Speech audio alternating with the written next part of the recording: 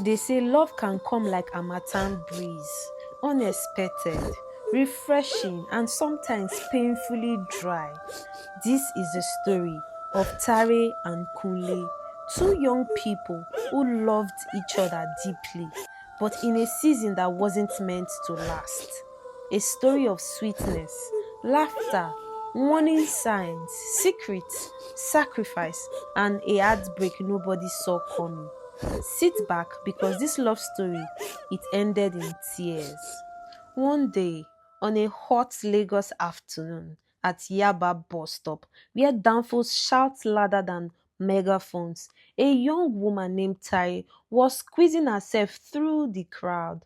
Okas were running scatter, people pushing like rent was due. In the middle of it all, she collided with someone. Her bag slipped, her phone almost fell. She hissed loudly, Ogabe, watch where you are going to now. But the man she bumped into didn't shout back. He just smiled, soft shout, almost confused. Ah, sorry, but honestly, you look like trouble. Terry blinked. Me? He nodded with a gentle smile. My name is Ada Kunle, Kunle for short. He handed her tote bag, the bag she didn't even notice had fallen. For a moment, the noise of Yaba disappeared. Just two strangers staring at each other, one irritated, one smiling too sweetly for Lagos. And just like that, their story sweetly began in the middle of madness.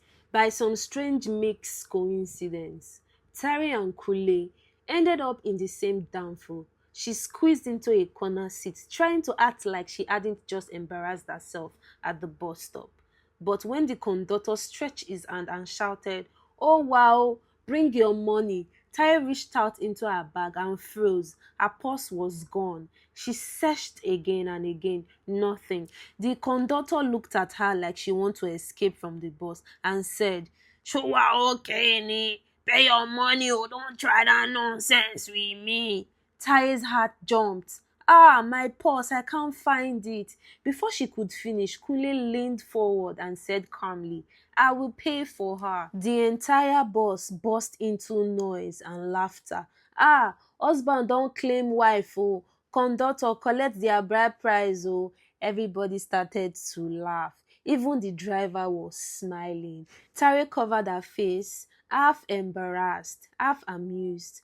Kule chuckled, paid the money like it was nothing. But in that tiny shaking downfall, he didn't just pay for her fare. He paid the first deposit of a love he didn't know was coming. Tare and Kunle agreed to meet again, this time at Domino's Pizza. She came looking cute, he came looking nervous, but everything was smooth until a tiny cat walked past their table. Kunle was so scared of the cat. People stared. Tare laughed so loudly she nearly choked on her pizza. Kunle felt a bit embarrassed and said, please don't post that video. Tare wiped her tears of laughter. Too late, that moment sealed their friendship. Sweet, warm, ridiculous like agege bread and ewa going.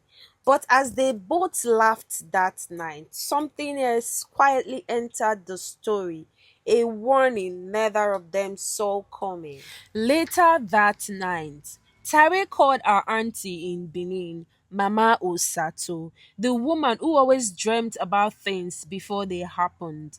Tare excitedly talked about Kunle, the shy guy who made her laugh like a child. But Mama Osato suddenly went silent. My daughter, pray well. Sometimes the person who loves you no suppose enter your life this season.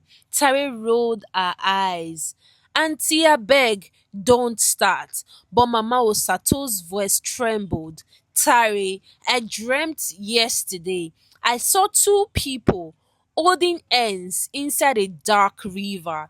One came out, one did not. The line went quiet. For the first time that day, Tare's smile faded, but she refused to believe anything was wrong. While Tare was hearing warnings, Kunle was hiding truth. That same week, he went to see his doctor, a man who had followed his case for years. Kunle, he said softly, your heart's condition is worsening. You must not stress, and you must not hide this from anyone you love. Kunle nodded slowly. But what was he supposed to say? Hi, Tare. I like you, but my heart is running out of time. No, Kunle didn't want pity. He didn't want fear. He just wanted to love someone deeply, even if his days were limited. So he left the hospital with a smile on his face and a storm in his chest. Tare's best friend, Omote, was the president of Men As Come Association. The moment she heard about Kunle, she said, show me his picture. Sharp, sharp. Tare showed her. Omote zoomed in, squinted east dramatically. He fine, sha. But remember, fine boys dey break heart pass thief wey dey climb fence. Tare shook her. Abeg shift. I just dey warn you. If he mess up, I don buy tissue for you o. But Kunle wasn't planning heartbreak. He was planning devotion, planning memories, planning love. What he wasn't planning was time running out sooner than he expected. The months that followed felt like a dream wrapped in sunlight. Tare and Kunle created a world of their own, simple, soft, and unforgettable. They spent late nights buying suya and teasing each other. Kunle taught Tare a bit of coding. She taught him how to dance without disgracing his family. They ran under the rain like children who had never been hurt. Took a weekend trip to Benin, where they ate roadside bully and laughed like best friends since birth. Even their arguments ended with smiles. It was pure, pure peace, the kind of love people pray for, the kind that feels like home. If life was fair, this chapter would have lasted forever. But life has a mind of its own. During their trip to Benin, Tare took Kunle to visit Mama Osato, the woman whose dreams never missed. Mama Osato held Kunle's hand, and suddenly her body trembled. Not violently, not dramatically, just a quiet shiver that carried weight. She whispered, this boy get good heart, but the season will remain for am short. Kunle's eyes widened. Tare frowned. Auntie, what do you mean? But Mama Osato only looked at them with sad, knowing eyes. Love am, but pray. No extra word, no explanation. Kunle stepped outside immediately, breathing deeply like a man running from the truth he already knew. When Kunle returned home, another bomb waited for him. His mother called him into the sitting room and said calmly, Kunle, you cannot marry that girl. He froze. Why? His mother sighed heavily. Because our father destroyed your father's business years ago. That pain nearly killed us. The room went silent. Kunle finally spoke, voice shaking but firm. Mommy, I am not my father. She is not her father. He stood up slowly and walked away because love had already chosen him and he wasn't ready to choose anything else. Kunle planned something simple but magical at the Lekki Conservation Center canopy work. With birds singing and words stretching far below them, he dropped to one knee. Tare gasped, eyes wide, hands shaking. Will you marry me? Said Kunle. A scream echoed through the trees. Yes! People clapped. Kunle wiped a tear quietly. In that moment, life looked perfect. Too perfect. Almost like life was preparing to take something back.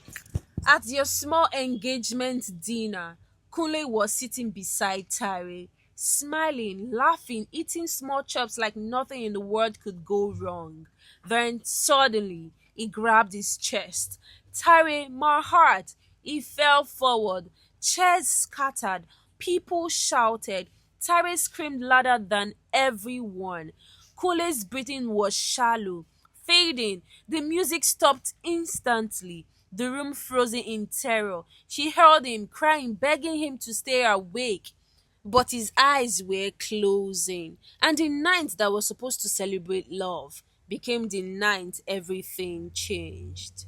At the hospital, Tari waited with trembling hands. When the doctor finally came out, his face said everything. Doctor, talk to me. Is he okay? The doctor sighed deeply. Tari, Kule didn't tell you, did he? Her voice cracked. Tell me what? He has a terminal heart condition. He has been fighting it for years. The world around Tyree disappeared. Her legs weakened. Her heart broke sharply, painfully, because the man who loved her the most was fighting a battle she didn't even know existed. Kunle didn't have months left, only weeks. Tari refused to leave his side. She bathed him, fed him, told him stories, played silly games to make him laugh. Even when he was in pain, he smiled at her like she was the best thing life ever gave him. They had a tiny ring ceremony. No crowd, no noise, just love pure and quiet. One night, Kule recorded a message for her. If love had time, I would stay forever, he whispered. Tari held him, praying time would stop, but time kept moving. On his last day, Kunle asked for only one thing. Take me to the beach. They sat by the water, watching the sun melt into the horizon. He rested his head on her shoulder, the waves kissing their feet. Tare, he whispered weakly, you gave me the best days. She held him tighter, tears falling on his skin, then slowly, quietly. His breath faded, his body stilled, and Tyree's scream tore through the wind. Love ended, not because it stopped, but because its time did. The sky was grey the day they buried him. Tare stood before the coffin, holding a white rose, his favorite. She couldn't speak, couldn't cry loudly. She just placed the rose gently and whispered, thank you for loving me. People tried to console her, but love like theirs doesn't end quietly. As the coffin went down, her heart went with it. He loved her in his last season. She will carry him in every season after. And thank you for watching this very beautiful but tragic love story. Do well to turn on your post notification, like this video, comment and share, and do not forget to subscribe. See you next time. Bye for now.